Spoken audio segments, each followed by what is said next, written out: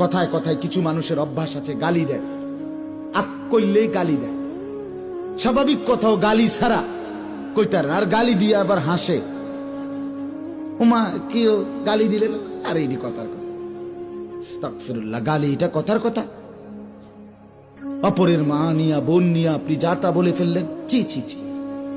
ছেলেরা তোমাদেরকেও বলি, এ সমবয়সী বন্ধু, তোমার বন্ধু, সে একসাথে চলো, সে পট করে তোমার মাকে একটা গালি দিছে, তোমার বোনকে নিয়ে একটা বাজে কথা বলে দিছে, তুমিও হাসি দিলা, তুমিও নির্লজ্জ, সেও নির্লজ্জ। আত্মমর্যাদা যদি থাকে তুমি তার জুতা দিয়া বাড়ি দিবা, জুতা দিয়া।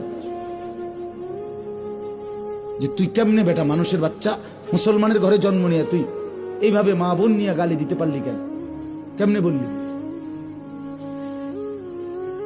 হাসতে হাসতে মানুষ গালি দেয়, এটা কথা হইল কোন?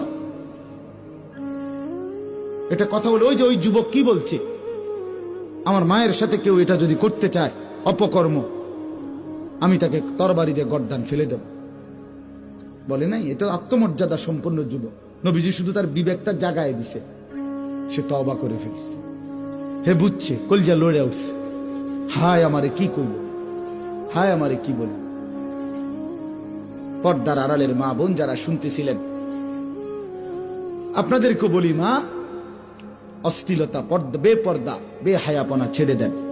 মানুষ দেখে এমন জায়গায় গোসল করবেন না, পুকুরের পারে, রাস্তার পারে, খালের পারে, যেখানে মানুষ দেখে এরকম খোলামেলা জায়গায়, মা, আমার আওয়াজ যদি শুনে থাকেন, এমন জায়গায় গোসল করবেন না। বিনা কারণে একান্ত প্রয়োজন ছাড়া ঘর থেকে বের হওয়ারই কোনো দরকার নেই। আর এই লাল, নীল, হলুদ, কমলা টাইট ফিটিং বোরকা, শরীরের সাথে আটসাট, এগুলো কোনো বোরকা না, এগুলো থ্রি পিস না, এগুলো একটা থ্রি পিস। থ্রি পিস দুইটা ফিনছে, আর এগুলি জ্বর উঠছে গায়ে, এই ডাক্তারে কইছে কাপড় দুইটা ফিনতে, তো শীত লাগতেছে বেডি বেশি, এই জন্য বৃত্তে একটা পড়ছে থ্রি পিস, এটার উল্ফে আর একটা ফিনছে থ্রি পিস।